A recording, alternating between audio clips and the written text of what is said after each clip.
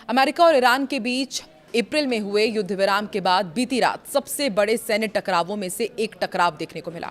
दोनों देशों ने एक दूसरे पर हमले किए, जिससे युद्ध विराम और परमाणु वार्ता दोनों पर फिर से संकट के बादल मंडराने लगे हैं। नमस्कार, मैं हूं आकांक्षा और आप देख रहे हैं न्यूज 18 का डिजिटल प्लेटफॉर्म। दरअसल ये तनाव तब शुरू हुआ जब अमेरिकी सेना ने खार्ग द्वीप के एक ईरानी बंदरगाह की ओर जा रहे बोत्सवाना के झंडे वाले एक तेल टैंकर पर हेलफायर मिसाइल से हमला किया।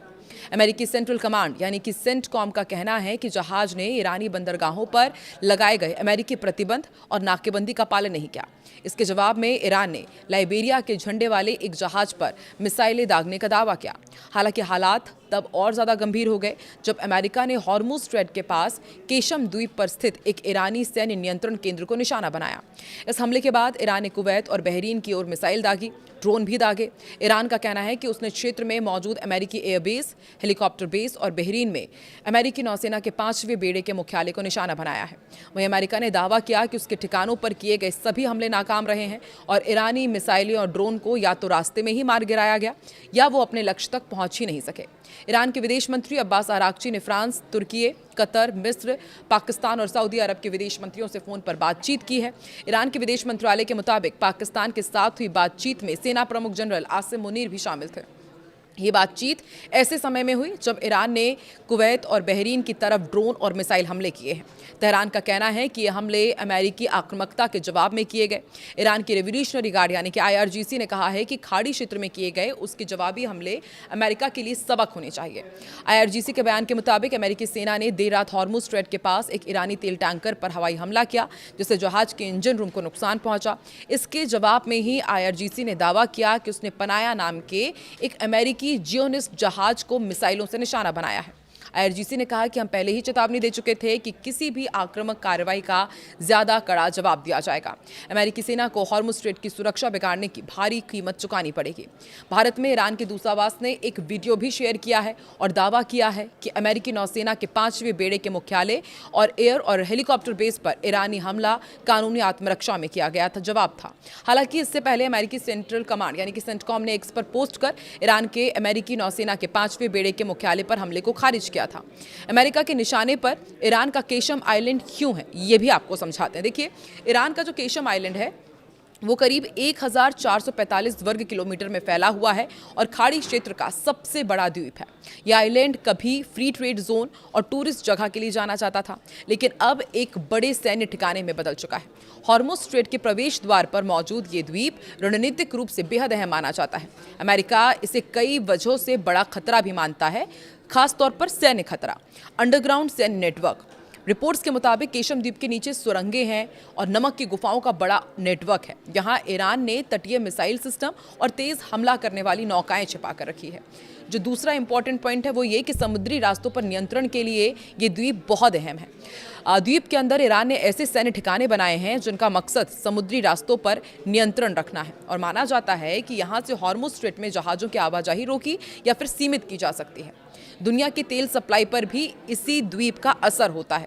हॉर्मुज स्ट्रेट देखिए दुनिया का सबसे अहम तेल और गैस समुद्री रास्तों में से एक है, ये तो हम जानते ही हैं। और अमेरिका के मुताबिक ईरान ने केशम द्वीप का इस्तेमाल तेल टैंकर्स की आवाजाही रोकने या फिर दबाव बनाने के लिए किया है। और यही द्वीप अमेरिका और ईरान तनाव का सबसे बड़ा तनाव का केंद्र भी है। हाल ही के महीनों में ये द्वीप अमेरिका और ईरान के बीच सैन्य तनाव का प्रमुख केंद्र बना हुआ है। पहले भी ईरान की तरफ से क्षेत्रीय अमेरिकी ठिकानों पर कार्रवाई के बाद अमेरिका ने केशम द्वीप पर IRGC के ठिकानों और कम्युनिकेशन सिस्टम पर हमले किए थे। दूसरी तरफ इजराइल और हिजबुल्ला के बीच में लगातार हमले तेज हो रहे हैं। हिजबुल्ला ने दावा किया है कि उसने दक्षिणी लेबनान में इजरायली सेना पर 13 हमले किए हैं।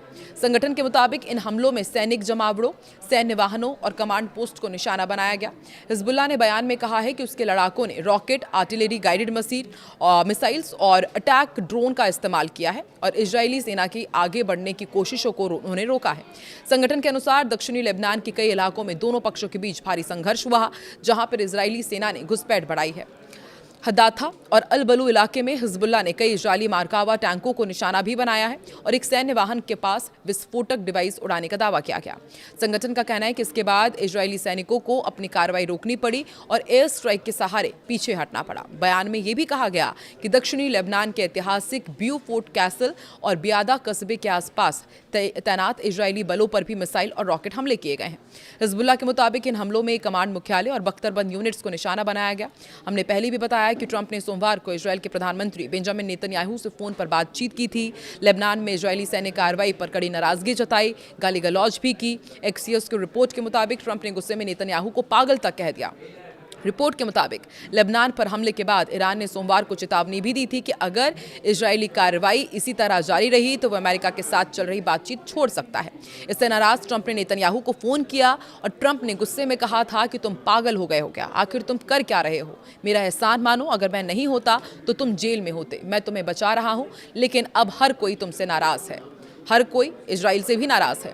अमेरिकी अधिकारियों के अनुसार ट्रंप खास तौर पर इस बात से परेशान थे कि लेबनान में बड़ी संख्या में आम नागरिक मारे जा रहे हैं और एक हिजबुल्लाह कमांडर को निशाना बनाने के लिए पूरी इमारतें गिराई जा रही है। तो एक तरफ इजराइल और हिजबुल्लाह के बीच तनाव कम नहीं हो रहा है, अमेरिका इसको लेकर के भड़का हुआ है, और दूसरी तरफ ईरान और अमेरिका एक दूसरे के बंदरगाहों को, एक दूसरे के जहाजों को निशाना बना रहे हैं, जिससे हॉर्मुज में तनाव अब भी बढ़ा हुआ है। एक तरफ शांति की बातचीत और दूसरी तरफ इस तरह से हमले। आपको क्या लगता है कब जाकर के अमेरिका ईरान के बीच, इजराइल और ईरान के बीच सब ऑल इज वेल होगा? कमेंट सेक्शन में जरूर बताएं।